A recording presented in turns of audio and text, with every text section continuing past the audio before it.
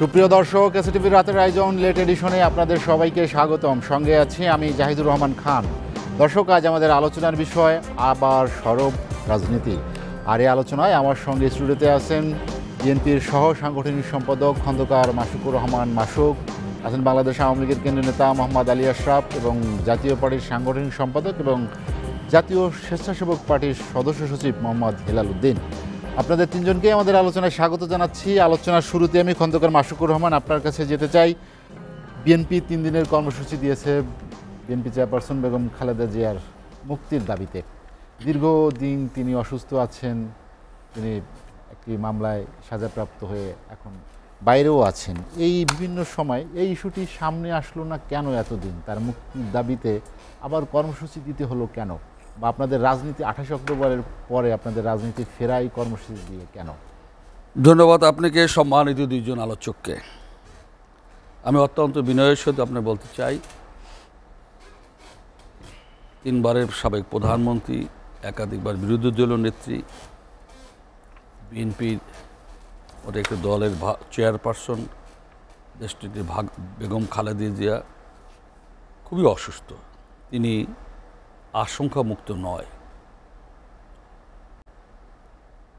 ইতিপূর্বে তাকে এই ৭৯ বছর বয়সে তাকে পেসমেকার লাগানো হয়েছে।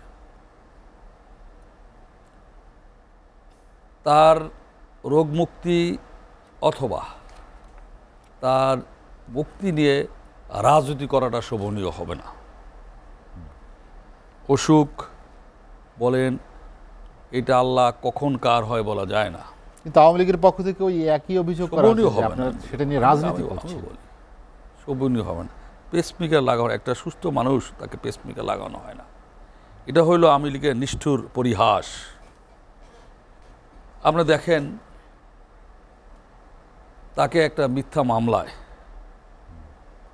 একটা বিদেশি চ্যারিটেবল ট্রাস্টের টাকা 2 কোটি টাকা, সেটা এক ফান্ডে থেকে আর এক ফান্ডে নিয়ে আজকে সেটা 7-8 কোটি টাকা বেড়েছে। একটা টাকাও তসরুপ হয়নি। সেই মামলা লোয়ার কোর্টে তাকে সাজা দিয়েছে 5 বছর, উচ্চ আদালত তাকে বৃদ্ধি করেছে। আবার মানে এই উপমহাদেশে ইতিহাস নাই। এইটা অমানবিক, অন্যায়, অবিচার। সেই মামলায় দীর্ঘদিন উনি জেলে রয়েছেন। আমরা বারবার বলেছি, তাকে ডক্টররা বলেছে, চিকিৎসকরা বলেছে দেশের, তাকে বিদেশে চিকিৎসা দেওয়া প্রয়োজন। আপনার মনে আছে আওয়ামী লীগের সাধারণ সম্পাদক ওবায়দুল কাদের অসুস্থ হয়ে পড়েছিলেন। ভারতের বিখ্যাত হার্ট স্পেশালিস্ট সার্জন দেবী শেঠিকে তাকে নিয়ে আসা হয়েছিল। তাকে তাৎক্ষণিকভাবে তাকে সিঙ্গাপুর পাঠিয়ে সুচিকিৎসার ব্যবস্থা করা হয়েছিল। আমরা উনি আল্লাহ তাআলা রব্বুল আলামিনের বেঁচে এসেছেন, এই আওয়ামী লীগের দায়িত্বভার, সাধারণ সম্পদ দায়িত্বভার পালন করে যাচ্ছেন। প্রধানমন্ত্রী যদি তখন অথবা সরকার যদি তখন এই ব্যবস্থা না নিতেন, হয়তো দুঃখজনক ঘটনাও ঘটতে পারত।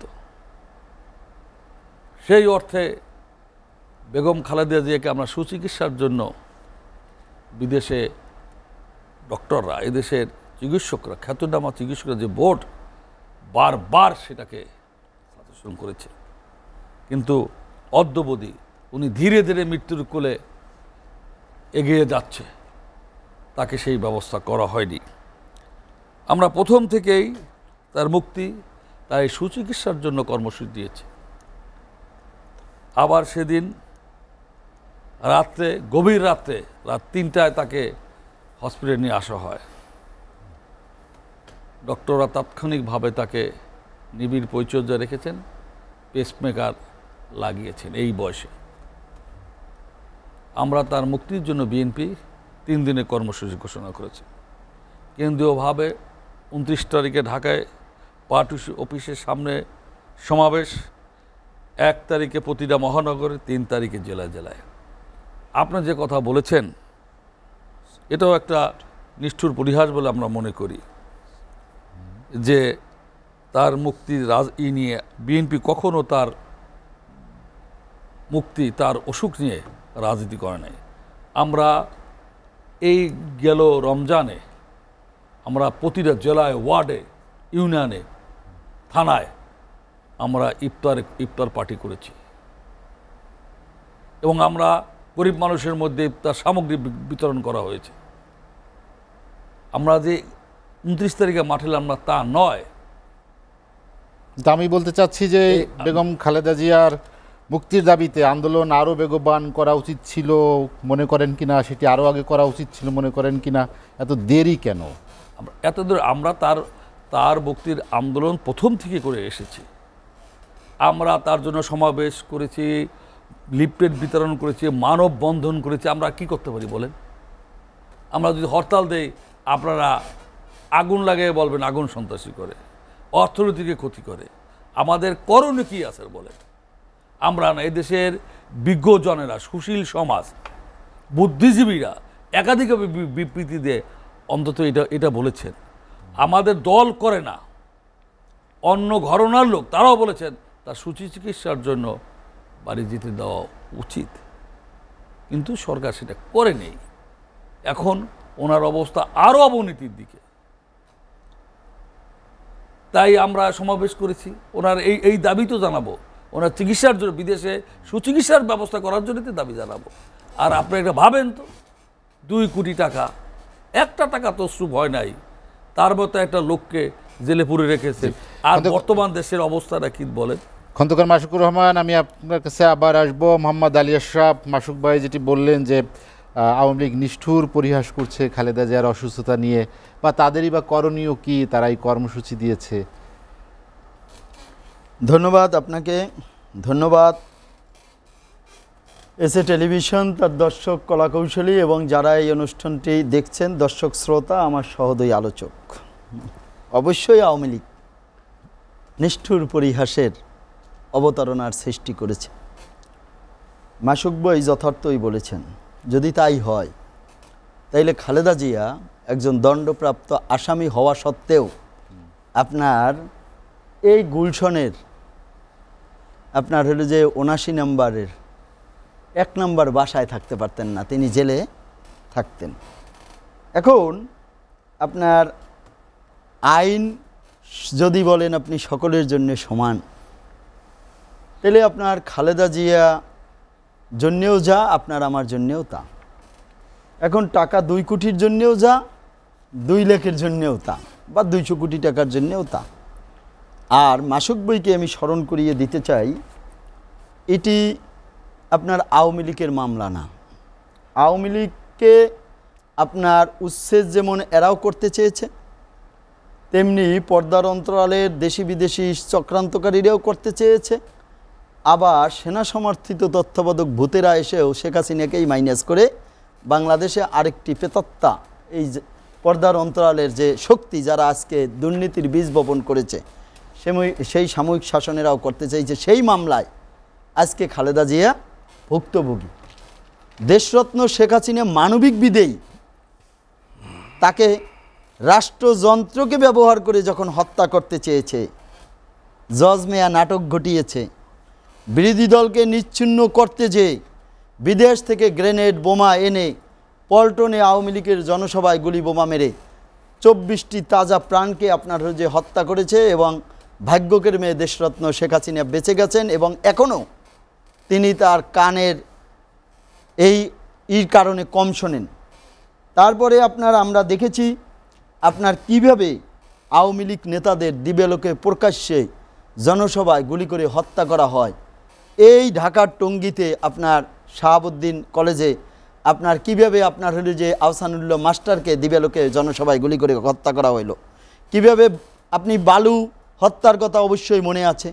আপনার আহসানুল্লাহ, কিবরিয়া, মমতাজ, অসংখ্য অমানবিক যে একটি রাষ্ট্র, সেটি বিএনপি জন্ম দিয়েছে। আজকে আপনি দেখেন ইবলিশ শয়তানকে দেখা যায় না, কিন্তু তার যে কর্মপ্রক্রিয়া সেটি অনুভব করা যায়। তাইলে সেই ইবলিশ শয়তান কিন্তু 2টা অন্যায় করার কারণে তিনি আপনার ভেস্ত থেকে বিতাড়িত হয়েছে, ফেরেশতার নাম থেকে আপনার নাম কাটা গেছে এবং ইবলিশ শয়তান হয়েছে। একটা হলো যে তার দাম্ভিকতা, আর একটা হলো যে তার হলো যে আপনার মেনে না নেওয়া, হিংসা যেটাকে আমরা বলি, বা আদমদের মেনে না নেওয়া। তাহলে আমরা মানুষ হিসেবে, সৃষ্টির শ্রেষ্ঠ প্রাণী হিসেবে আমরা শয়তানকেও ছাড়িয়ে যাই মাঝে মাঝে।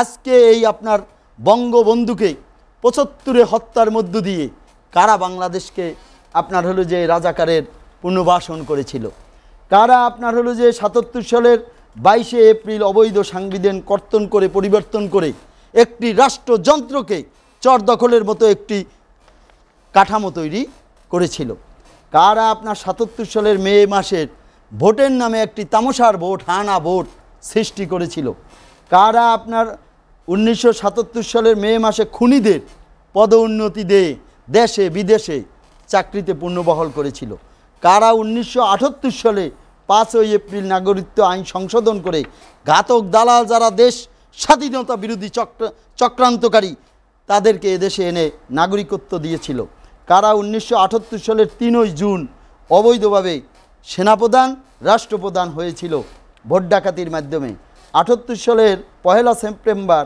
রাজাকারদের নিয়ে অবৈধ প্রক্রিয়ায় দলছুট নেতাদের নিয়ে কিভাবে একটি দল করেছিল, 79 সালের 5ই এপ্রিল খুনিদের বাঁচাতে সংবিধানকে কাটা চিড়া করে ইন্ডিপেন্ডেন্ট আইন করেছিল।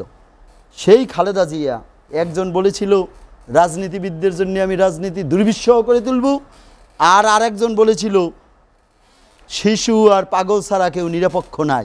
আর তার মন্ত্রী পরিষদের একজন স্বরাষ্ট্রমন্ত্রী বলেছিল আপনার যখন সন্ত্রাসীকে, আপনার রাষ্ট্রযন্ত্রকে আপনার কন্ট্রোল করতে পারে না, সন্ত্রাস এমনভাবে দুর্নীতি ছেয়ে গেছিল, তখন বলেছিল কি লুকিং ফর শত্রুস, এখন তিনি জেলে। তাইলে বাবুর, হারিস চৌধুরী, লুৎফুজ্জামান বাবুর, সালাম এদের কাদের সৃষ্টি করেছিল? আওয়ামী লীগ সেই কাজটি করে, যারা স্বাধীনতা সার্বভৌমত্বের সাথে জড়িত, যারা দেশের স্বাধীনতা এনেছে।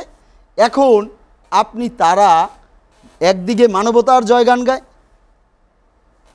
প্রধানমন্ত্রীকে হত্যা করতে চেয়েছে, আর প্রধানমন্ত্রী তার নিজস্ব ক্ষমতা বলে জেল থেকে বাসায় রেখেছে।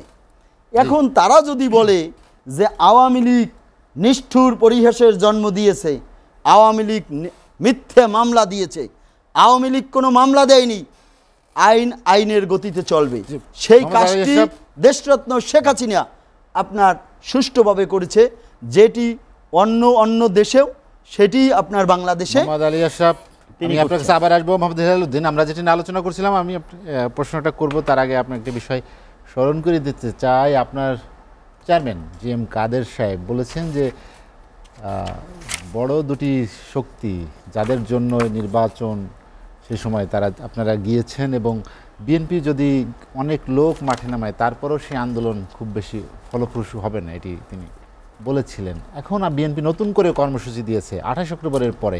এই যে রাজনীতিতে, মাঠের রাজনীতি তারা যে ফিরছে, এই আন্দোলনের আসলে ফল কি, আপনার কি? ধন্যবাদ আমার দুই সহ আলোচক বৃন্দুকে, ধন্যবাদ আপনাকে, ধন্যবাদ SCTVর দর্শক বিন্দুকে, ধন্যবাদ কর্মকর্তা বিন্দুকে। আন্দোলন গত আওয়ামী লীগ সরকার ক্ষমতা আসার পর থেকেই বিএনপি আন্দোলন করছে, রাজপথে তারা আছে। আন্দোলন এই সরকারের বিরুদ্ধে করে কতটা ফলপ্রসূ হয়েছে তারা আমাদের থেকে অনেক ভালো জানে। তারা অনেক চেষ্টা করেছে, তারা গান্ধীজির অহিংস আন্দোলনও করেছে। গান্ধীজি যখন দাঙ্গার সময় 1946 সালে অহিংস আন্দোলন করেছে, সেটাও বিএনপি করেছে। মানে আন্দোলনের সিস্টেম আর বাদ দেয় নাই কোনোটা। তারপরে এই সরকারকে তো নতজানু করতে পারেনি, নমনীয় করতে পারেনি। বেসিক বিষয়টা হচ্ছে আন্দোলনটা কেন, কিসের জন্য আন্দোলনটা, কার স্বার্থে? দেশের স্বার্থে, জনগণের স্বার্থে। তো তার মানে কি এই সরকার দেশের বিরুদ্ধে, জনগণের বিরুদ্ধে কাজ করছে, এই তো বিষয়টা। এই কারণে বিএনপি আন্দোলন করছে। তা আমার কথা হচ্ছে আন্দোলন কিন্তু এই দেশ স্বাধীন, পাকিস্তান স্বাধীন হওয়ার পর থেকে শুরু হয়েছে। 1947-এর পর থেকে আন্দোলন হয়েছে, কিন্তু মুসলিম লীগের বিরুদ্ধে সব দল ছিল। কিন্তু 1953 সালে মাওলানা ভাসানী সাহেব নতুন দল করেছেন, আতাউর রহমান সাহেব নতুন দল করেছেন 1953 সালে, তারপরে যে সরারদি সাহেব নতুন দল করেছেন, একে এম ফজলুল হক সাহেব নতুন দল করেছেন, তারপরে তারা যুক্তফ্রন্ট গঠন করেছেন। তারপরে তারা 1953 সালের 4 ডিসেম্বর যুক্তফ্রন্ট গঠন করেছেন। যুক্তফ্রন্ট গঠন করে তারা মুসলিম লীগের বিরুদ্ধে এক হয়ে গেছেন। যুক্তফ্রন্টটা গঠন করার একটা মাত্র কারণ, সেটা হচ্ছে তারা মুসলিম লীগের বিরুদ্ধে এক হওয়ার জন্য। নির্বাচন হলো 1954 সালের 8ই মার্চ থেকে 12ই মার্চ পর্যন্ত নির্বাচন হলো যুক্তফ্রন্টের। সেই নির্বাচনে কিন্তু 300 ক্ষমতাসীন মুসলিম লীগ মাত্র 10টি আসন, হ্যাঁ 309 আসনের মধ্যে 300 আসনে মুসলিম লীগ পাইছে, আরে সরি যুক্তফ্রন্ট পাইছে, সরকার গঠন করছে যুক্তফ্রন্ট পাইছে। 56 দিন অনলি ক্ষমতায় ছিল, অনলি 56 দিন ক্ষমতায় ছিল যুক্তফ্রন্ট। তো বাঙালির ইতিহাস কিন্তু অনেক কঠিন ইতিহাস, আন্দোলন সংগ্রাম কিন্তু এই নতুন না, বিএনপি নতুন আন্দোলন করছে তা না। কিন্তু আপনি বঙ্গবন্ধু শেখ মুজিবুর রহমান সাহেব যখন 1973 সালের নির্বাচনে গেলেন, 70-এর নির্বাচনে গেলেন, তিনি কেন 70-এর নির্বাচনে, সামরিক আইনের মধ্যে কেন তিনি নির্বাচনে গেলেন? তিনি তো হয়তো আন্দোলন করেছেন, কিন্তু তিনি দেখছেন যে আন্দোলন করে বেনিফিশিয়ারি হচ্ছে না। মাওলানা আব্দুল হামিদ খান ভাসানী নির্বাচনে যাননি, কিন্তু বঙ্গবন্ধু শেখ মুজিবুর রহমান সাহেব 6 দফার রেফারেন্ডাম হিসেবে তিনি নির্বাচনে গিয়েছেন, সামরিক আইনের মধ্যে নির্বাচনে গিয়েছেন। কিন্তু সেই সামরিক আইনের মধ্যে নির্বাচনে গিয়ে কিন্তু তিনি সংখ্যাগরিষ্ঠতা লাভ করেছেন। তার মানে কি? তার মানে আন্দোলন থেকে নির্বাচনকে প্রাধান্য দিয়েছেন, যার জন্য আজকে এই দেশ স্বাধীন হয়েছে। বঙ্গবন্ধু শেখ মুজিবুর রহমান সাহেব 1973 সালের নির্বাচনের পর উনি বহুদলীয় গণতন্ত্রের ডাক দিয়ে কিন্তু সংসদ গঠন করেছিলেন, বহুদলীয় গণতন্ত্র। তাহলে বহুদলীয় গণতন্ত্রের ডাক দিয়ে যদি উনি সংসদে থাকেন, তারপরে তিনি কেন বাকশাল করলেন? তখন তিনি দেখলেন যে এখান থেকে জাসদ সৃষ্টি হয়েছে 1972 সালে, গণবাহিনী সৃষ্টি হয়েছে, এদেরকে তো কন্ট্রোল করা যাচ্ছে না, কোনোভাবেই কন্ট্রোল করা যাচ্ছে না। ঠিক আছে, এরা সব আওয়ামী লীগের বিরুদ্ধে চলে গেছে। তো আওয়ামী লীগের বিরুদ্ধে চলে যাওয়ার কারণে তিনি বুঝলেন, চিন্তা করলেন যে না, বিরোধী সবাইকে এক প্ল্যাটফর্মে নিয়ে আসতে হবে, দল একটা থাকবে, দল একটা থাকবে। তাহলে তিনি 4-5টা দলকে একই প্ল্যাটফর্মে এনে তিনি বাকশাল গঠন করলেন। এটার সভাপতি হলেন তিনি, সেক্রেটারি হলেন মনসুর আলী সাহেব। ঠিক আছে, তাহলে একটা প্ল্যাটফর্মে কেন নিয়ে আসছে? এক সাংবাদিক ওনাকে প্রশ্ন করেছিল, আপনি কেন বাকশাল গঠন করলেন, এক নায়কতন্ত্র করলেন? বলে যে একাধিক রাজনৈতিক দল থাকলে প্রতিহিংসার জন্ম দেয়, মতভেদ হয়, মতবিরোধ হয়, একজন আরেকজনের সাথে মিলবে না। এই জন্য সবাইকে একটা প্ল্যাটফর্মে নিয়ে আসছি, নিয়ে এসে আমি যুদ্ধ বিধ্বস্ত বাংলাদেশকে পুনর্গঠন করতে চাই, সবাই আমরা একসাথে কাজ করতে চাই, আমরা সবাই একসাথে কাজ করতে চাই। কিন্তু তিনি কি পেরেছেন? পারেননি। কিন্তু তিনি কিন্তু পারেননি। এই বাঙালি জাতিকে এক করা বহু কঠিন, অনেক কঠিন। আপনি যত ভালো কাজই করেন, আমি অনেক জায়গায় বলি যে before 90 after liberation all development credit goes to Hussain Muhammad Ershad. স্বাধীনতার পরে 90-এর আগে যদি কেউ এই দেশে উন্নয়ন করে থাকে, সেটা হুসাইন মাহমুদ এরশাদ করেছে। সেই এরশাদ সাহেবকে কি ক্ষমতা থাকতে দিয়েছে? কারণে অকারণে আন্দোলন করে, সংগ্রাম করে, একদম প্রথম আন্দোলন শুরু হয়েছে ওনার শিক্ষানীতির বিরুদ্ধে। ওনার শিক্ষানীতির বিরুদ্ধে প্রথম আন্দোলন শুরু হয়েছে, ওনার ক্ষমতা নেওয়ার জন্য না কিন্তু। তো সুতরাং সেই হুসাইন মাহমুদ এরশাদকে কিন্তু এই দেশে থাকতে দেয়নি, জনগণকে ওনার বিপক্ষে দাঁড় করিয়ে দিয়েছে। আপনি কিন্তু বিচার বিশ্লেষণ করলে আপনি নিরপেক্ষভাবে দেখবেন। কিন্তু ওই গত টকশোতে মাসুক ভাই বলেছিলেন যে এরশাদের যুগটা স্বর্ণালী যুগ ছিলেন, ওনারা কিন্তু এরশাদের বিরুদ্ধে আন্দোলন করেছেন। আপনার শত্রু যখন এরশাদ সাহেবকে জেলেও রেখেছেন ওনারা, আপনার শত্রু যখন আপনাকে প্রশংসা করবে, সেটা কিন্তু সঠিক প্রশংসা, এটা তো তেলবাজি না। কিন্তু ওনার কিন্তু তেলবাজি বা আমাকে খুশি করার জন্য বলেনি, কিন্তু উনি এখন বাস্তবতার নিরিখে দেখতেছে যে আমরা তো ভুল করেছি এরশাদ সাহেবের বিরুদ্ধে আন্দোলন করে। উনি তো সঠিক মানুষ ছিলেন, উনি সঠিক মানুষ ছিলেন। কারণ উনি যখন ক্ষমতা নেন তখন তিনি বলেছিলেন 1982 সালের 24শে মাস এসে তিনি বলেছিলেন দেশে আনস্টেবল সিচুয়েশন হচ্ছে, দুর্নীতি দুঃশাসনের দেশ চলছে, সুতরাং দেশকে একটি স্টেবিলিটির মধ্যে আনতে হবে। সেই স্টেবিলিটির মধ্যে আনার জন্য তিনি দায়িত্ব নিয়েছেন বা ওনাকে দায়িত্ব দিয়েছেন।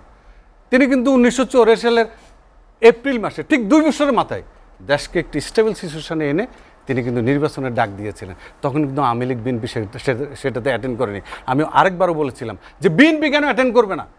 জিয়া রহমান হত্যাকাণ্ডের পর বেগম খালেদা জিয়াকে তো তিনি ক্যান্টনমেন্টের সযত্নে রেখেছিলেন।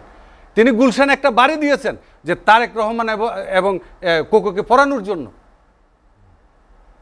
সেটার ভাড়া দিয়ে। এবং 1977 সালে জিয়া রহমান সাহেব যে নির্বাচন কমিশন নিয়োগ দিয়েছিলেন বিচারপতি নুরুল ইসলাম সাহেবকে, সেই 1984 সালে কিন্তু বিচারপতি নুরুল ইসলাম সাহেব ছিলেন। বিএনপি কেন আসবে না? নির্বাচন, এই জন্য আমি আওয়ামী লীগকে একটা জায়গায় ধন্যবাদ দিই। আমি 1919 সালের 18 ফেব্রুয়ারি সামরিক আইনের মধ্যে যখন জিয়া রহমান সাহেব নির্বাচন দিয়েছিলেন, সেই নির্বাচনে কিন্তু আওয়ামী লীগ অংশগ্রহণ করেছে, কিন্তু জিয়া রহমান সাহেব বলেছিলেন যে সেখানে যদি নিবন্ধন না হয় তাহলে নির্বাচনে অংশ নিতে পারবে না। তখন আওয়ামী লীগ সেখানে লিখেছিল যে আওয়ামী লীগ বঙ্গবন্ধুর আদর্শিত দল। জিয়া রহমান সাহেব বলছে সেটা কেটে দিতে হবে, নাহলে নিবন্ধন হবে না। তারা ওইটা নির্বাচনে যাওয়ার স্বার্থে ওইটা কেটে দিয়েছে। তারপর তারা নির্বাচনে গিয়েছে, 39 আসন পেয়েছে, বিএনপি 207 আসন পেয়েছে। আওয়ামী লীগকে ছিল না? ছিল। 84 সালে যদি আওয়ামী লীগ বিএনপি দেশে হুসাইন মাহমুদ এরশাদের ডাকে সাড়া দিত, তাহলে বাংলাদেশের ইতিহাস আজকে অন্যরকম হতে পারত। আসে নাই কিন্তু। এই জন্য 88 সালে আবার আপনি আবার 86 সালে আবার আওয়ামী লীগ এসছে, বিএনপি আসেনি। জামাত এসছে, অন্যান্য সব দল আসছে, বিএনপি আসেনি। 88 সালে আবার আওয়ামী লীগ বিএনপি জামাত কেউই আসেনি। নির্বাচন বয়কট করার রাজনীতি বন্ধ করতে হবে এই দেশে। আপনি সাংবিধানিক সরকার, হুসাইন মাহমুদ এরশাদ পদত্যাগ করেছে, ক্ষমতা হস্তান্তর করেছে সাংবিধানিক সরকারের জন্য। সেই সাংবিধানিক সরকারের ধারাবাহিকতা কি আওয়ামী লীগ বিএনপি রেখেছে? তারা যে আন্দোলন করেছে এটা পাওয়ার জন্য হুসাইন মাহমুদ এরশাদ দিয়ে দিয়েছেন। আচ্ছা ঠিক আছে, আপনারা সাংবিধানিক সরকার, গণতান্ত্রিক সরকার তৈরি করেন। আপনারা কি করতে পেরেছেন? আপনারা 91 সালের 27 ফেব্রুয়ারি নির্বাচন করার পরে সেই নির্বাচনে বিএনপি ক্ষমতা আসলো। বিএনপি ক্ষমতা এসে আশরাফ সাহেবকে জেলের ভিতরে নিয়ে চলে গেল। জাতীয় পার্টিকে কোথাও আন্দোলন, সংগ্রাম, মিছিল, মিটিং কিচ্ছু করতে দেয় না।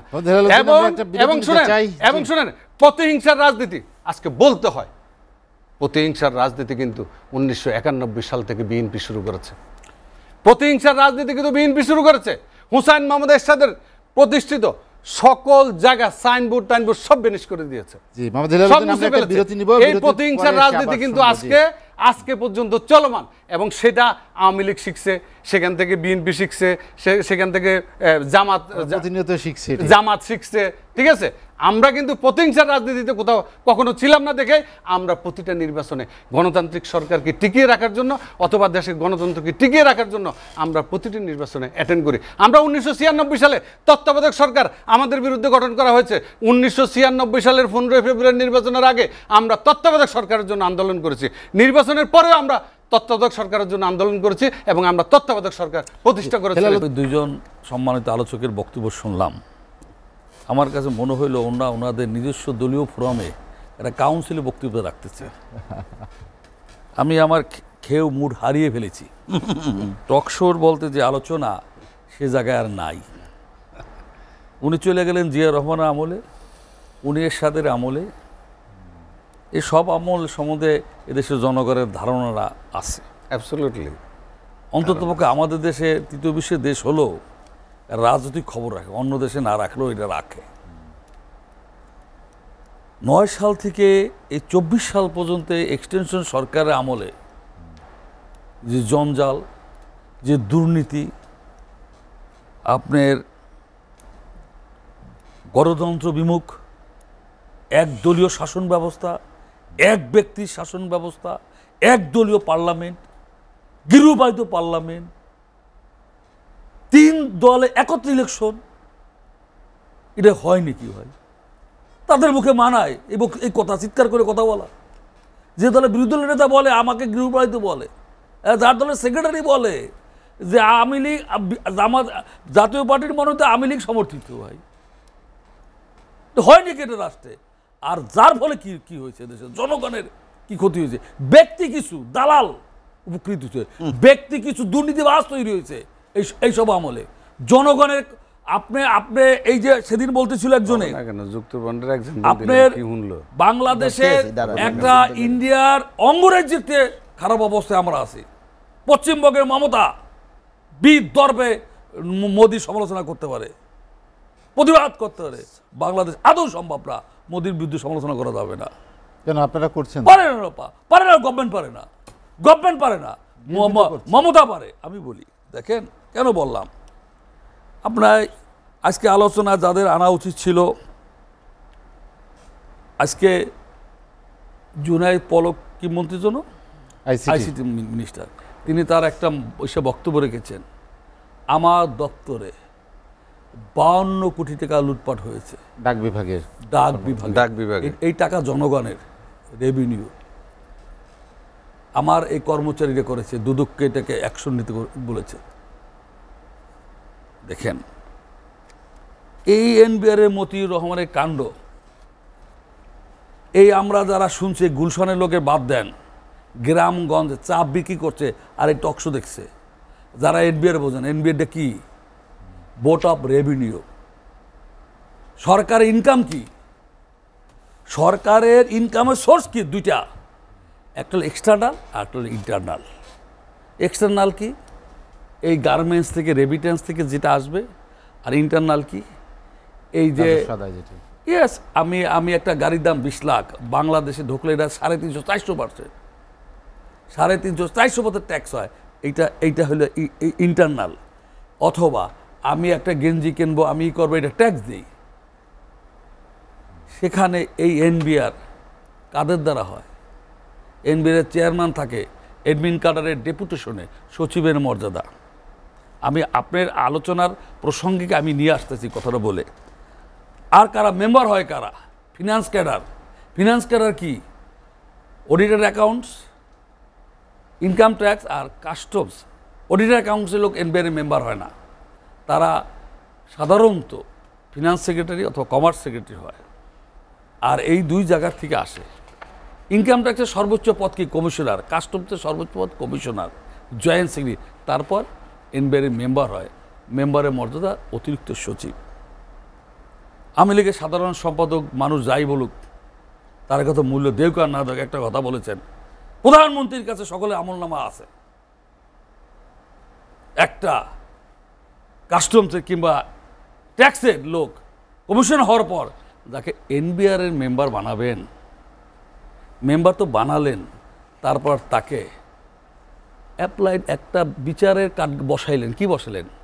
আমার একটা ট্যাক্স ধরছে, মনে করেন আমার একটা বড় কোম্পানি 3000 কোটি টাকা, আমি নাম নাই বা বললাম, আমি বললাম এটা সঠিক হয় নাই, আমি ওখানে ওনার কাছে বিচার যাবে মামলা, আমি বললাম আপনি 1000 কোটি টাকা আমাকে মাফ করেন, আপনাকে 100 কোটি টাকা দিয়ে দিচ্ছি। মতি তো তাই করছে, লাভবান হয়েছে মতির, কিন্তু ক্ষতি হয়েছে রাষ্ট্রের। এই যে এই খানম, ওয়াহিদা খানম 150 কোটি টাকা শুল্ক মাফ করছে 5 কোটি টাকার বিনিময়ে। কাস্টম কমিশন স্টিল সে আছে এখন চাকরিরত অবস্থায়। 150 কোটি টাকা শুল্ক মাফ করছে, তিনি মানে এলপিআর এ আছেন। জি। আর সেদিন গেল, আর কি হয়েছে? 5 কোটি টাকার বিনিময়। তাতে কি লাভবান হয়েছে কিনা? ওয়াহিদা খানম। ক্ষতি হয়েছে কে? রাষ্ট্রের। বলে কেনই বললেন? এই যে বেনজির আজিজ, ডিআইজি বরিশাল থেকে হাসান, জামিল হাসান, তারপর আসাদুজ্জামান সাহেব, আর ভাই গোপালগঞ্জ আর ছাত্রলীগগুলি সব মাপ। আপনি এই ভদ্রলোক, আবার ভদ্রলোক বলতে আমার লাগে, এত অসুস্থ মানুষ। আপনি আজকে প্রথম আলো পত্রিকায়, সব পত্রিকায় আসছে, একটা পুলিশের বিশেষ ক্যাডার অফিসার বা ডিফেন্সের একটা চৌকস শব্দ আছে। আমি মনে করি বেঞ্জ হিসেবে চৌকস অফিসার বা 7টা পাসপোর্ট বলে আউট পসিবল। একটা পাসপোর্টের উনি লিখলেন যে আমি বেসরকারি একটা কোম্পানিতে চাকরি করে। এটা সুস্থ মানুষ বলবেন আপনি? এত অসুস্থ মানুষ, অসুস্থ মস্তিষ্কের লোক। আর একটা মানুষের টাকা কত লাগে? এই যে মতিউর রহমানের ওয়াইফ, এডুকেশন কার্ডের চাকরি, সের উপজেলা চেয়ারম্যান, বিনা প্রতিদ্বন্দ্বিতে। ওখানে আওয়ামী লীগের কোনো লোক নাই, কোনো লোক আওয়ামী লীগের রাজনীতি করে রায়পুরায়, তিনি উপজেলা চেয়ারম্যান। তার কত সম্পত্তি, 60টা বেডরুম। আর তা আপনি একটা ছাগল লাগলো এই মতিউর রহমানের ধরতে। একটা ছাগল লাগলো। কি করছে গোয়েন্দারা? এসবি কি করছে? এনএসআই কি করছে? ডিজিটিয়া পাই। হ্যাঁ পারে বিএনপির কোনো পাসপোর্ট আপনার জানেন না রিনিউ হয় না, কারণ মামলা আছে। আবার পাসপোর্ট রিনিউ হবে না, ওই সাইবারে দিয়ে রাখছেন, পাসপোর্ট রিনিউ হয় না। আর বেনজির 5টা পাসপোর্ট দিলেন, একটা ব্যক্তির নামে 5টা পাসপোর্ট হয় কেমনে? আর তিনি কিভাবে লেখলেন? নৈতিক অবক্ষয় কেমনে হয়েছে? এই 9 সাল থেকে এই 24 সাল পর্যন্ত একটা গণতান্ত্রিক রাষ্ট্রীয় ব্যবস্থায় রমদের প্রতিটা জায়গায় আপনার হয়ে গেছে, পছন্দ হচ্ছে। ওবায়দুল কাদের আজকে বলছেন হয়তো পুলিশ সার্ভিস বিশেষ কারণে দেখেন বিবৃতি দিছে, একটা বিবৃতি দিছে। বিবৃতি দিয়া আমি মনে করি স্বাধীন সাংবাদিকতার একটা প্রচ্ছন্ন হুমকি। ওনা বলতেন যে আমাদের মধ্যে যদি এরকম দুর্নীতিবাজ থাকে তাদেরকে বিচারের আয়ত্ত আনা হোক, বলতে পারতেন না, ওনারা করেন নাই। ওবায়দুল কাদের বলছে শুধু আমলা নেই রাজনীতিবিদরা, উনি যথার্থই বলেছেন। উনি তো নিজে, আমি ওনাকে অনুরোধ করবো সম্মানিত যদি আপনার ডাইনে বাই তাকেন, আয়নার দিকেও তাকায়েন না, আয়নার দিকেও তাকায়েন। আপনার 9 সাল থেকে এই পর্যন্ত যারা এমপি মন্ত্রী উপজেলা চেয়ারম্যান হয়েছে তারা পঞ্চ পড়ছে 1000 কোটি টাকার মালিক, আমি আপনাকে প্রমাণ দিতে পারবো। বলছিলেন যে আওয়ামী লীগ ক্ষমতা আসার পর থেকেই যারা দিনহীনভাবে চলছেন তারা এখন অনেক টাকার মালিক, দুর্নীতি করেছেন, কাড়ি কাড়ি টাকা বাড়ির মালিক হয়েছেন, যেটি খন্দকার মাশরুকুর রহমানের একটি অভিযোগ। তার প্রশ্রয়দাতা কারা? দেখুন, প্রথমত হলো যে আপনার দুর্নীতি এটি সমাজের জন্য একটা ব্যাধি। আপনার দুর্নীতিকে আমি প্রশ্রয় দেই না, দুর্নীতিকে আমি পছন্দও করি না, এবং দুর্নীতিবাজের পক্ষেও আমি না। তবে পৃথিবীর এমন কোনো দেশ নাই দুর্নীতি নেই।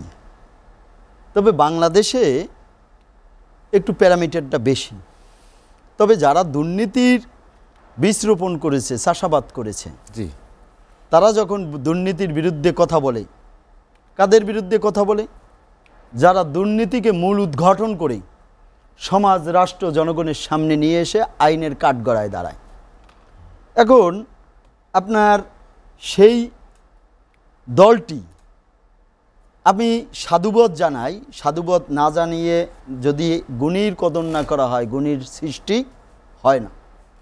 তো আমার এই যে সহ আলোচক হেলাল ভাই, তাকে 3টি কারণে তিনটি সত্য কথা বলেছেন। একটি বলেছেন বাকশালের, তিনি একটি সুন্দর ব্যাখ্যা দিয়েছেন। বাকশাল তখনকার বাস্তবতা তেমনই, বাস্তবতা তাইলে কথা বলতে দিতে হবে। এখন তখন তো বিএনপির জন্মই হয়নি, আর বিএনপি দুর্নীতির বীজ বপন করে বাকশাল নামক মহৎ উদ্দেশ্যটাকে গালিতে পরিণত করা হয়েছিল।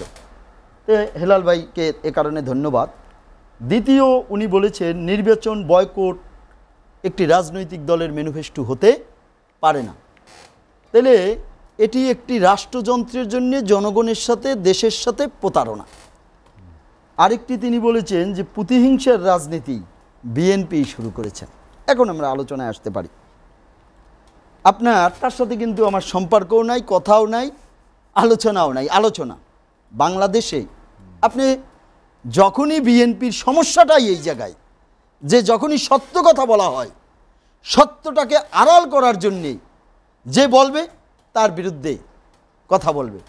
সেটা তার নেতা জিয়াউর রহমান করেছিল, তার নেত্রী খালেদা জিয়া করেছেন, তার নব্য নেতা তারেক জিয়ার অত্যাচারে আপনার বিএনপি নামক দলটি ধ্বংস হয়ে যাচ্ছে, স্বেচ্ছাচারিতা আর আপনার হিংসাত্মক কারণে। এখন দেখুন, রাজনীতি আমরা কেন করি? রাজনীতি করি জনগণের জন্য, দেশের জন্য, দেশপ্রেমে উদ্বুদ্ধ হয়ে, জনগণের কাছে দায়বদ্ধতা থেকে। তা এখন যদি জনগণকেই আমরা প্রতিহত করি, জনগণের রায়ের প্রতি আপনার প্রতিফলন না ঘটাতে দেই, এখন আমি আন্দোলন করি একজন ফেরারি আসামির জন্যে, আমি আন্দোলন করি জনগণের টাকা তছরূপ করার জন্যে, দণ্ডপ্রাপ্ত আসামির জন্যে। আরে বাবা, জনগণের কি ঠেকছে যে তোমার স্বার্থে তুমি আন্দোলন করবা, জনগণ রাস্তায় এসে মাইর খাবে? এই কারণে আজকে বিএনপি নামক দল শুট নেতাদের নিয়ে যে রাজনৈতিক প্ল্যাটফর্ম তৈরি হয়েছিল সেটি ধ্বংসের পথে। মাসুক বইয়ের মতো একটি পরিচ্ছন্ন মেধাবী ছাত্র নেতা থেকে আজকে বিএনপি নেতা, তারা যখন বিএনপির আপনার ছাপাই গাইতে যে নিজের ব্যক্তিত্বকে বিসর্জন দেয়, তখন দুঃখ লাগে, কষ্ট লাগে। আপনার আমি 2-3টা কথা আপনাকে বলে শেষ করে দিচ্ছি। জি। বঙ্গবন্ধুকে হত্যা কখন করা হলো? বঙ্গবন্ধু যে সন্তানটির জন্ম দেয়, যে সন্তানটির পিতা সে, তার প্রতি একটু দরদ থাকে আলাদা, আর অন্যে ওই সন্তানের প্রতি দরদ বুঝবে না। তার 56 বছর বয়সের 23 বছর বাঙালির মুক্তির জন্য নিজের জীবনকে বিসর্জন দিয়েছে, যে জুলুম খেটেছে, সেই দেশটি যখন তিনি স্বাধীন করে দেখলেন কিছু জোচ্চোর ভুইফোর কালোবাচারির কাছে তার স্বাধীনতা ধ্বংস হয়ে যাচ্ছে, তখন তিনি এই স্বাধীনতার পরবর্তী যে জাসদ গণ আপনার দলগুলো তাদের একটি প্ল্যাটফর্মে নিয়ে আসলেন। একজন দূরদর্শী নেতার নেতৃত্বই তো এটা। তখন তাকে দেশি বিদেশি চক্রান্তের মধ্য দিয়ে হত্যা করা হলো। পর্দার অন্তরাল থেকে খুনের রাজত্ব কায়েম করে ক্ষমতাকে কুক্ষিগত করলো। আসলে শেষ করে আমি দিচ্ছি, আপনার কাছে আবার আসবো। তখন না আমি শেষ করে দিচ্ছি। তাহলে আপনার জিয়র রহমান তার 3.5 বছরে যেমনি প্রতিহিংসার রাজনীতি বীজ বপন করেছে, তেমনি আপনার সকল দলের রক্তে আর আন্দোলনের মধ্যে যে সরকারটি 91-তে হয়েছিল, তো 91-তে আপনার ক্ষমতায় যে 96-তে আপনার যে ভোটারবিহীন নির্বাচন ক্ষমতাকে কুক্ষিগত করতে, যে 2001 সালে যে প্রতিহিংসার রাজনীতি করতে, যে আজকে বাংলাদেশের রাজনীতি একটু অন্যরকম থাকতো। আজকে আওয়ামী লীগ 96 সালে ক্ষমতায় এসেছে। আওয়ামী লীগের সময় যারা আপনার ধরে নিলাম আওয়ামী লীগ একবারে দলীয়করণ করেছে, তা আওয়ামী লীগের সময় যারা আপনার এডমিন বলেন, পুলিশ বলেন, ট্যাক্স ক্যাডার বলেন, এডমিনে হয়েছে সর্বোচ্চ একটা ডিএস বা জয়েন্ট সেক্রেটারি, আর এডমিন ক্যাডারে একটা জয়েন্ট কমিশনার। তাইলে আজকে যারা আপনার এনবিআর এর চেয়ারম্যান, যারা মেম্বার, যারা আপনার সচিব, এ তো সব আপনার বিএনপি আর জাতীয় পার্টির সময়ের আপনার নিয়োগপ্রাপ্ত। তাইলে আজকে আপনি তার পিতা হলো যে এই বিএনপি জামাত জাতীয় পার্টি, তাহলে আওয়ামী লীগ তো আর পিতা নয়। আওয়ামী লীগ স্বচ্ছতা, জবাবদিহিতে, আইনের শাসন প্রতিষ্ঠা করতে যে আপনার সিনিয়রিটিটা দেখেছি। তাইলে আপনি সেই আওয়ামী লীগকে যদি আপনি কাঠগড়ায় দাঁড় করেন, যাদেরকে দুর্নীতিবাজদেরকে আইনের আওতায় নিয়ে এসেছে, জনগণের কাঠগড়ায় নিয়ে এসেছে, তাইলে তাই কি হবে? এই দুর্নীতিবাজ এরা পার পেয়ে যাবে। আসুন আমরা দেশের জনগণের পক্ষে কথা বলি, দুর্নীতিবাজের বিরুদ্ধে কথা বলি। আলী আশরাফ, আমি আপনার কাছে আসবো। হেলালুদ্দিন, যেটি নিয়ে আলোচনা করছিলাম, দুর্নীতিবাজদের কথা বলছিলেন, দুর্নীতিবাজরা কি রেহাই পেয়ে যাবে কিনা একটা শঙ্কা আছে সবসময়, বা দুর্নীতিবাজরা ধীরে ধীরে আসলে তাদের ডালপালা গজিয়ে একটা বড় মহির হইতে তৈরি হয়েছে কেন? এটা তো সরকারের ব্যর্থতা। একটি সরকারের প্রধান কাজই দেশে দুর্নীতি বন্ধ করা। আমার মনে আছে 2004 সালে দুর্নীতিতে বিশ্ব চ্যাম্পিয়ন হয়েছে বাংলাদেশ। 2004 সালে দুর্নীতি দমন কমিশন গঠন করা হয়েছে। 2004 সালে দুর্নীতি দমন কমিশনটা 2004 সালে গঠন করা হয়েছে অ্যাক্টিভলি। আমি কয়েকদিন আগে দেখলাম যে দুর্নীতি দমন কমিশনের এক উপপরিচালকের দুর্নীতি ধরা পড়েছে। তার বিরুদ্ধে আবার দুদুকি মামলা করেছে, ধরা পড়েছে। দুর্নীতি কাকে দিয়ে ধরবে? সরকার চেষ্টা করতে পারে, চোরকে আপনি কতক্ষণ পাহারা দিবেন? একটি দেশে নির্বাচন, এককভাবে নির্বাচন করা যেরকম স্বৈরাচারী কায়দা, আবার একটি দল নির্বাচন বর্জন করা সেটাও স্বৈরাচারী কায়দা। আপনি গণতান্ত্রিক সরকারের জন্য আপনারা চিৎকার করেছেন, গণতান্ত্রিক সরকার এই দেশে প্রতিষ্ঠিত হয়েছে। শেখ হুসাইন মাহমুদ এরশাদ জেলখানা বসে নির্বাচনে অংশ নিয়েছেন। জেলখানা বসে নির্বাচনে অংশ নিয়ে তিনি পাঁচটি আসনে বিজয়ী হয়েছেন। সেদিনে এদেশের জনগণ দেখিয়ে দিয়েছে যে হুসাইন মাহমুদ এরশাদ একজন গণতান্ত্রিক নেতা। 1996 সালে তিনি আবার জেলখানা বসে আবার 5টি আসনে বিজয়ী হয়েছেন। এদেশের জনগণ আবার পুনরায় আপনাদেরকে চোখে আঙ্গুল দিয়ে দেখিয়ে দিয়েছে যে হুসাইন মাহমুদ এরশাদ দেশে গণতান্ত্রিক নেতা হিসেবে প্রতিষ্ঠা করেছে তাকে। এদেশের জনগণ 2 বার 5-5টি আসনে বিজয় করে, তারপরে এখনও ওনার কথাটা একটু হাইসা খেলা বিএনপি আওয়ামী লীগ বলে। আমি এটা বুঝি না, বিএনপি কেন বলে আমি এটাই বুঝি না। বিএনপির চেয়ারম্যান জিয়াউর রহমান সাহেব তিনিও সেনাবাহিনীর প্রধান ছিলেন, এরশাদ সাহেবও সেনাবাহিনীর প্রধান ছিলেন, তিনিও সেনা ছাউনির থেকে এসে ক্ষমতা নিয়েছেন, এরশাদ সাহেবও সেনা ছাউনির থেকে এসে ক্ষমতা নিয়েছেন বা ক্ষমতা দিয়েছেন ওনাকে। তো সুতরাং বিএনপি কেন এরশাদ সাহেবকে স্বৈরাচার বলবে? বিএনপির এখনো বড় বড় নেতারা চিৎকার করে বলে, কেন বলে, কী কারণে বলে? তারা গত পরশুদিন আমাদের লুটন ভাই ছিল টকশোতে, এখানে রবিউল সাহেব ছিলেন, রবিউল সাহেব বলে যে ওনার গণঅভ্যুত্থানে ওনার পতন হয়েছে। পতন আর ক্ষমতা হস্তান্তরের ডেফিনেশন জানতে হবে। যারা এখানে টকশো করতে বসে তাদেরকে পতন এবং হস্তান্তরের ডেফিনেশন জানতে হবে। হুসাইন মাহমুদ এরশাদ ক্ষমতা হস্তান্তর করেছেন, বেগম খালেদা জিয়াও 1996 সালের 15 ফেব্রুয়ারি নির্বাচনের পর একটি সংসদে একটি আইন পাশ করে তিনি পদত্যাগ করেছেন। তাকে কি স্বৈরাচার কেউ বলে? হ্যাঁ, কারা বলে? আওয়ামী লীগ বলে। মানে কি খালেদা জিয়ার পতন হয়েছিল আর না, আমি বলি আওয়ামী লীগ খালেদা জিয়াকে স্বৈরাচার বলে, আবার বিএনপি শেখ হাসিনাকে স্বৈরাচার বলে। একসময় 2 দল মিলে আমাদেরকে স্বৈরাচার বলতো, এখন আমাদেরটা কমে গেছে। আমি যে ব্যাপারে যে ব্যাপারে এখনো কথা হয়নি, একদম লেটেস্ট যে রাজনীতিটা, সেটা হলো 10টি চুক্তি ভারতের সাথে চুক্তি। এটা তো আপনি সমঝোতার স্মারক, হ্যাঁ সমঝোতার স্মারক। নতুন চুক্তিও আছে 2টা, 3টা নবায়ন, 5টি এমইউ এবং 2টি নতুন চুক্তি। তো আমি ছোট্ট একটি মাঝখানে গল্প বলে লাস্ট পরে দরকার হলে সময় আমাকে কম দিবেন, আমরা পরে এসে আলোচনা করি, এ বিষয়ে আলোচনা করি। তার আগে হেলাল সাহেবকে আপনারা একটা প্রশ্ন করছিলেন, দুর্নীতিবাজরা কি রেহাই পাবে? দেখেন, এই যে বেনজির সাহেব কোথায় আছে সরকার জানে না। ডক্টর মতিউর রহমান অসুস্থ মানুষ, এদের ভদ্রলোক বলতে আমার এই বিবেকে বাধে যে মানুষের চাহিদা কত থাকতে পারে। আরে ভাই, রাজনীতিবিদরা এখনো 2 হাত দিয়া পকেট খালি করিয়া হাইটা রিক্সা ভাড়া দেয় না, জনগণকে দিয়ে দেয় মানুষকে। এটা আমি নির্দ্বিধায় সকল পেশার থেকে অনেক ভালো, এরা অনেক পাবলিক ওরিয়েন্টেড থাকে। এরা করোনার মধ্যে 2 টাকা দেয় নাই ভাই। আরে ভাই, আমার ওয়াইফ কাছে আমার ঈদের শাড়ি দেওয়া লাগবে না, তুমি দিয়ে দাও, এলাকার চাপে চাউল ডাল কিচ্ছু না, পেঁয়াজ এরা দেয় না। তো কোথায় মতিউর রহমান, কোথায় সরকার জানে না। আপনার বেনজির সাহেব কাণ্ডে তোলপাড় 80 থেকে 100 কোটি টাকা ব্যাংক থেকে তুললেন।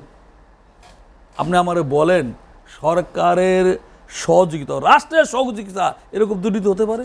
আপনি এটা বাদ দেন। এই যে কোথায় জিয়া রহমানের কথা বলে ভাই, আমি শেখ মুজিবের কথা একবার বললাম না, আমি আওয়ামী লীগের শেখ হাসিনার কথা একবার বলতাম, শেখ রেহানার কথা বললাম না, জয়ের কথা বললাম না, পুতুলে হাজবেন্ডের কথা বললাম না। ওনার তো তেলে বেগুন চিতে যাবে, ওনার ওইখানে যায়। একটা ব্যাংক আছে, কোনো ব্যাংকে টাকা আছে। ঈদের সময় কালকে একটা ব্যাংক, হিন্দু ব্যাংক অফিসে দেখা, বলো ভাই ব্যাংক নাই। সালমান রহমান 35,000 কোটি টাকা অগ্রণী ব্যাংকে নিয়ে গেছে, অগ্রণী ব্যাংকের অফিসে নাই, শেষ। আপনি দেখেন 71 সনে মারা গেছে 3 জনের নামে কৃষি ব্যাংকে টাকা হয়েছে, যারা 71 সনে মারা গেছে তাদের নামে টাকা হয়েছে। আমার এটা ক্রেডিট কার্ড হয় না, লোন হয়েছে 71 সনে তারা মারা গেছে। এই তো অবস্থা। একটা ব্যাংক বাদ দেয়, তাদের মুখে মানায় নাকি? আর টক শোতে আসে কি আপনি? এদের মুখে মানায়? লুটপাট করে ফেলছে দেশটাকে। কোন আমলে এরকম লুটবে? কোন ব্যাংকটা আছে বলেন, তাদের একটা বিচার হয়েছে? বেনজির সাহেব দেশ ত্যাগ করলো কেমনে? 80 কোটি টাকা ব্যাংকে থেকে উঠালো কেমনে বলেন? আপনি 5 লাখ টাকা উঠান ব্যাংকে, 10 লাখ টাকা উঠান, দাম বাড়িয়ে দেওয়া, আপনি কবে বলবে টাকা নেই, ওনার টাকা হইলো কেমনে? রাষ্ট্রের পৃষ্ঠপোষকে ছাড়া দুর্নীতি করতে পারে? আমি যে কথা পোস্টিংটা হইলো কেমনে? আমলনামা প্রাইম মিনিস্টার সামনে ধরে নাই? আপনি কমিশনার থেকে তাকে এনবিআর মেম্বার বানান কেমনে? ঠিক আছে, পুলিশ কমিশনার যখন বানাইলেন তখন র্যাবের মতো একটা সেন্সিটিভ জায়গা ডিজি কেমনে বানাইলেন? তারপর আইজি বানাইলেন। একটা রিপোর্টও কি আপনার কাছে নাই? এদের শক্তি কোথায়? আমি জিজ্ঞেস করছিলাম, একজন বিখ্যাত সাংবাদিক বলছে শক্তি তো মাল, অর্থ। আপনি আলোচনা শেষ করতে চাই, হাতে সময় নেই। শক্তি কোথায় বা পাওয়ার কার কাছে সেটি শুনি। মোহাম্মদ আলী আশরাফ, দুর্নীতিবাজদের শক্তি কোথায়? দেখুন, 3 মিনিট কিন্তু মাসুক বই আপনার কিছুক্ষণ আগে বলেছিলেন যে টকশোর জায়গাটা নাকি এই 2 দলের জন্য আপনার হলো যে মঞ্চ বা চিৎকার করার। এখন দেখেন মাসুক বই যে কথাগুলো বললেন, আমি তার এই কথার বিরুদ্ধে ক্ষোভ এবং ধিক্কার এবং অবজেকশন জানাই। দেখেন, কথা বলার আগে আমাদের ব্যালেন্স রাখতে হবে। আপনার হলো যে তিনি যে বললেন যে জয় পুতুল প্রধানমন্ত্রী শেখ রেহানা জাতির পিতার পরিবারের বিরুদ্ধে, আপনার আওয়ামী লীগের একটা মন্ত্রীর বিরুদ্ধে এই অভিযোগ আছে কিনা, তার এই কথাটা আপনার উদ্ধ করতে হবে এই টকশোর মধ্য দিয়ে।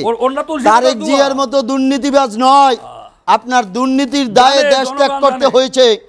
আপনার 2001 সালে ক্ষমতায় এসে ড্যান্ডি ডাইংয়ের নামে আপনার হলো যে প্রতিষ্ঠান সৃষ্টি করতে যে 11,000 কোটি টাকা লুটপাট করেছে ব্যাংকের। আজকে কোটি টাকা বিদেশ থেকে ফিরিয়ে এনেছে আওয়ামী লীগ পরিবারের, বঙ্গবন্ধুর পরিবারের একটা ফ্যামিলির সদস্যর বিরুদ্ধে বলা যাবে না যে তারা দুর্নীতির সাথে জড়িত। আজকে এটা চিৎকার করার জায়গা নাই, চিৎকার ভাই করেন না, চিৎকার করার জায়গা নাই। আপনারা বাংলাদেশে দুর্নীতির বীজ বপন করেছেন, দুর্নীতির চাষাবাদ করেছেন, ক্ষমতাকে দখল করেছেন, ভোট ব্যবস্থাকে ধ্বংস করেছেন, নির্বাচন ব্যবস্থাকে ধ্বংস করেছেন, ব্যাংক ব্যবস্থাকে ধ্বংস করেছেন। দেশরত্ন শেখ হাসিনা সেটাকে রিপেয়ার করছে, পূর্ণ ই করছে না। আপনার এইগুলো এই যে অসত্য কথা, অসত্য কথা, মিথ্যে কথা, বানোয়াট কথা, এটা আপনার উল্টো করতেই হবে। দ্বিতীয়ত হলো যে আপনার, আমি একাধিকবার বলছি, দেখেন আপনার 5% দুর্নীতিবাজের কাছে, 5% দুর্নীতিবাজের কাছে আপনার 95% এদেশের সুষ্ঠু নাগরিক এবং আপনার ইসের আপনার যারা আপনার দুর্নীতিমুক্ত সিটিজেন, তারা 5% দুর্নীতিবাজের দায় আপনার নিবে না। আজকে বঙ্গবন্ধু কন্যা দেশরত্ন শেখ হাসিনা দুদককে শক্তিশালী করেছেন আপনার দুর্নীতিবাজদের ধরার জন্যে। তারপরে আপনার যে জায়গায় দুর্নীতি হচ্ছে সেই জায়গাগুলোই আপনার দেখবেন তার প্রতিটা প্রেস কনফারেন্স থেকে, বক্তব্য থেকে শুরু করে, যে দুর্নীতিবাজের বিরুদ্ধে মিডিয়া থেকে শুরু করে সব জায়গায়। এখন ইবলিশ শয়তানের আর একটা রূপ হলো যায় এই বিএনপি পর্দার অন্তরাল থেকে দেশি বিদেশি শক্তিকে চক্রান্তের মধ্য দিয়ে একটি সরকারকে যেরকম উৎখাত করতে চান, তেমনি বাংলাদেশে দুর্নীতির বীজ বপন করে আপনার সরকার, যেমনি আপনার হলো যে সরকার, যেমনি আপনার হলো যে বাংলাদেশটাকে আপনার সমস্ত চ্যালেঞ্জ মোকাবিলা করে এগিয়ে নেওয়ার জন্য চেষ্টা করছে, দুর্নীতিবাজদের ধরার জন্য চেষ্টা করছে, আইনের শাসন প্রতিষ্ঠা করার জন্য চেষ্টা করছে। শুনুন, এটা চিৎকার করার জায়গা না, কথা বলতে দিতে হবে। আপনার সময় তো আমি কথা বলি, আপনার কথা বলতে দিতে হবে না, আমি শেষ করে দিচ্ছি, সময় নেই। আজকে দেখেন আপনার এই যে দন্তহীন বিড়ালের মতো চিৎকার করলে জনগণের সাথে প্রতারণা করবেন, আপনার হলো যে নির্বাচন বর্জন করবেন। এই পার্শ্ববর্তী একটা রাষ্ট্র ইন্ডিয়া, আপনার এই যে ধরেন 2-3টে নির্বাচনে মোদির সাথে, তখন আপনার নির্বাচন করেনি, আপনারা জনগণের সাথে প্রতারণা করবেন, দেশের সাথে প্রতারণা করবেন, আবার এই জায়গায় যে চিৎকার করবেন। দুর্নীতিতে 4 বার চ্যাম্পিয়ন হয়েছে, দুর্নীতির প্রত্যেকটা সেক্টরে আপনার সাংবিধানিক প্রতিষ্ঠানগুলোকে ধ্বংস করছে। তারপর যদি আওয়ামী লীগের বিরুদ্ধে কথা বলে, শেখ হাসিনার বিরুদ্ধে কথা বলে, এটি আপনার হলো যে অগণতান্ত্রিক, অশোভনীয় এবং হলো যে দেশ ও জাতির জন্য আপনাদের কারণেই আজকে দুর্নীতিবাজেরা পার পায়।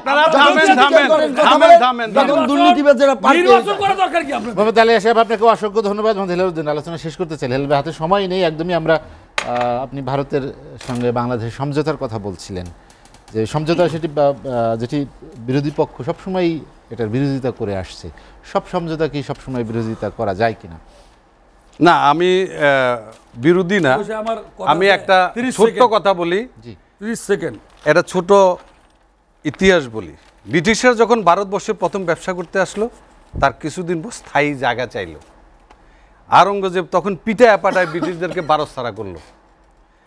তারও বহু বছর পর তারা আবার আসলো ওয়াইন আর ধাতু নিয়ে, সুবেদারদেরকে ডেলে ডেলে ওয়াইন খাওয়াইলো, 2টো জাহাজ বেরানোর অনুমতি পেল। তার কিছুদিন পর জাহাজ রাখার ঘাট চাইলো, তারপর মালামাল রাখার ওয়ার হাউস, তারপর একদিন ওয়ার হাউসে চুরি হলো, ওয়ার হাউসে বাউন্ডারি দিল, ব্যবসা বাড়লো। তারপর ওয়ার হাউস চালাতে ব্রিটিশ অফিসার আসলো, তাদের থাকার বাংলো হলো, বাংলোর নিরাপত্তার পাহারাদার এলো, উঁচু প্রাচীর হলো, সৈন্য এলো, দুর্গ হলো। এরপর মুঘলদের পতন হলো ব্রিটিশদের হাতে। 200 বছরের গোলামির রাস্তা শুরু হয়েছিল দুটো জাহাজ বেরানোর ঘাট দিয়ে। ভারত রেল ট্রানজিট নেবে, তারপর রেলে দামি পণ্য বহন করবে, কিছু উচ্ছৃঙ্খল যুবক বাঙালি সেজে হামলা রেলে হামলা করবে, প্লিজ রেলে হামলা করবে, নিরাপত্তার সৈন্য আসবে, ঘাঁটি হবে, ব্যবসা বাড়বে, দুর্গ হবে, তারপর আমরা পাসপোর্ট ছাড়া বোম্বে, গুজরাট, কাশ্মীর যেন ঘুরতে যাইতে না হয় পাসপোর্ট ছাড়া, আমাদের পাসপোর্ট যেন ঠিক থাকে। আমি আপনাকে বলি, আপনি বলেছেন দুর্নীতিবাজদের বিচার হবে কেন? जुल्म जब जुल्म करेगा सत्ता की हथियारों से चप्पा चप्पा गूंज उठेगा इनकलाब की नाड़ों से। যত পৃথিবীতে দুর্নীতিবাজ অত্যাচার দেখবেন তাদের বিচার একদিন না একদিন হবে, নাইলে এই বেটার ছেলে ছাগল কিনতে যাবে কেন? আর সাদেক এগ্রো ফার্ম এই 15 লাখ টাকার ছাগলই তৈরি করবে কেন? সব কিন্তু আল্লাহরই হুকুম। সুতরাং আমি বলি আওয়ামী লীগ সরকার দুর্নীতিবাজদেরকে